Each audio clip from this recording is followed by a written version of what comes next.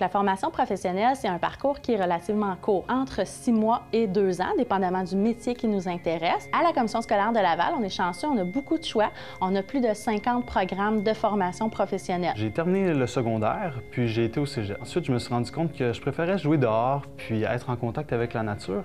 Donc, j'ai découvert le DEP d'arboriculture et lagage. Finalement, j'ai vraiment aimé ça. J'ai aussi rencontré vraiment beaucoup de personnes qui ont eu beaucoup d'influence positive sur ma vie. Le DEP en esthétique m'a apporté non seulement les connaissances, mais aussi au niveau pratique. Donc, comment être avec les clients, aussi beaucoup au niveau de l'éthique professionnelle. Une personne qui obtient un diplôme d'études professionnelles, il y a plusieurs options qui s'offrent à lui. Il peut décider d'aller sur le marché du travail, évidemment. Il peut également démarrer son entreprise. Alors ça, c'est une option qui peut être intéressante dans une variété de formations professionnelles. On peut également poursuivre au collège, au cégep. Une autre option à la suite du DEP, c'est d'aller se spécialiser en complétant une attestation de spécialisation professionnelle. L'ASP, à lancement d'entreprise, m'apportait des connaissances sur le marketing, comment promouvoir mon entreprise, comment faire un plan d'affaires. En lancement d'une entreprise, ce que les entrepreneurs viennent apprendre, dans le fond, c'est vraiment l'essence de comment faire un plan d'affaires. De définir leur idée d'entreprise, de définir leur profil de compétences, de définir leur marché, de regarder comment ils vont se faire connaître, puis surtout d'être capable de faire un plan financier qui va se tenir pour que l'entreprise soit viable. J'offre les soins des mains, soins des pieds, soins du visage, épilation à la cire, électrolyse et extension de cils. On offre des services d'entretien d'arbres, puis on fait la détection d'insectes nuisibles et des maladies. Donc, j'offre des services administratifs, gestion des médias sociaux.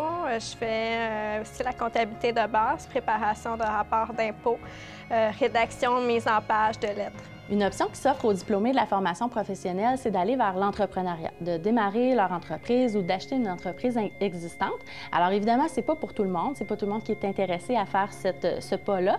Par contre, pour ceux que ça intéresse d'être leur propre patron, c'est quelque chose qui est envisageable pour vraiment presque la totalité des DEP, des formations professionnelles qui sont offertes à la Commission scolaire de Laval. Qu'est-ce qui m'a motivée à devenir entrepreneur? C'est que j'avais beaucoup de leadership en entreprise, beaucoup de créativité. Dans les endroits où j'ai travaillé, il y a certains détails que je trouvais qui n'étaient pas aussi importants pour eux qu'ils l'étaient pour moi. Donc, dans le fond, tout simplement pour offrir le service que j'aimerais recevoir. Les avantages d'être entrepreneur, il y en a beaucoup.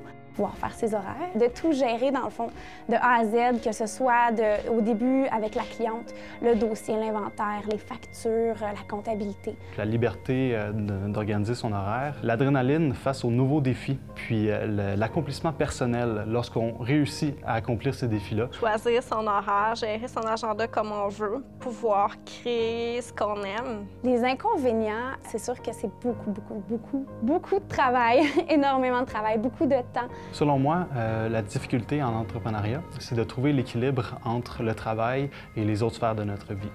Aussi, c'est important, selon moi, d'accepter le fait qu'être un entrepreneur, c'est un mode de vie. Parfois, on est un peu laissé à nous-mêmes, on a beaucoup de questionnements parce que, bon, on n'est pas dans une équipe.